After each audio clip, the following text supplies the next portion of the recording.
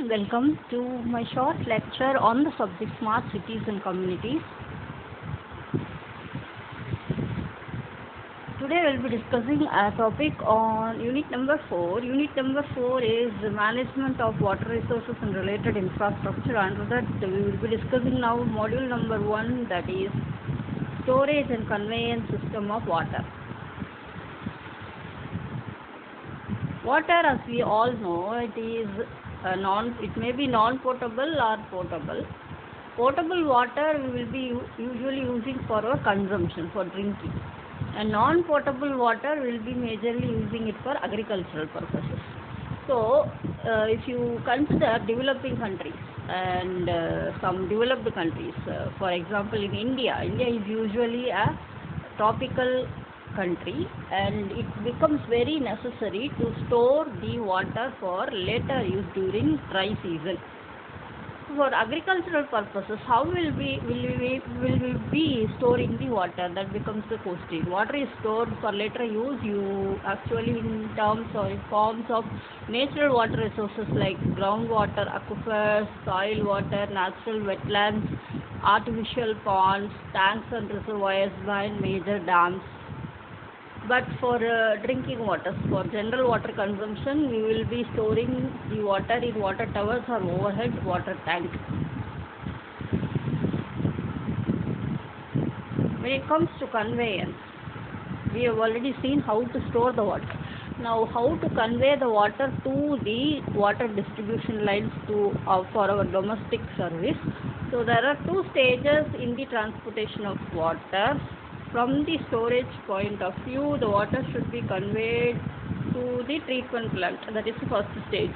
Then from the treatment plant, the water should be conveyed to the domestic supply lines. That is the second stage. So the first stage, water is transported by gravity or by pumping or by combined action of both, depending upon how the treatment plant and the sources of supply is elevated. Second stage, water transmission may be either by pumping into the water overhead tank and then supplying it by gravity, or by pumping the water directly into the water main for distribution. Now, the conveyance systems of water that acts under gravity are canals, flumes, grade aqueducts, grade tunnel, free flow system. Those acting under pressure are pressure aqueducts, pressure tunnel, pressure mains, inverted siphon. Now, then comes the means of serving water to the domestic lines.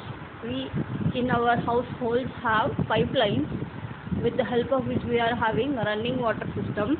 So pipes are nothing but circular closed conduit through which the water flows either under gravity or under pressure. But in sewer lines, as we can see, sewer lines, they just work under gravity. But the supply lines, they run under pressure.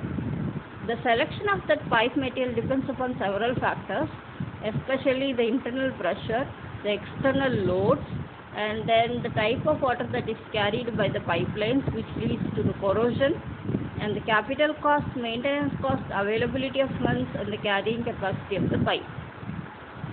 And when saying pipes, there are different types of pipes which are actually in common use, which are listed in the slide, like cast iron pipe, wrought iron pipe, steel pipe, RCC pipe, PSC pipe, and plastic pipe.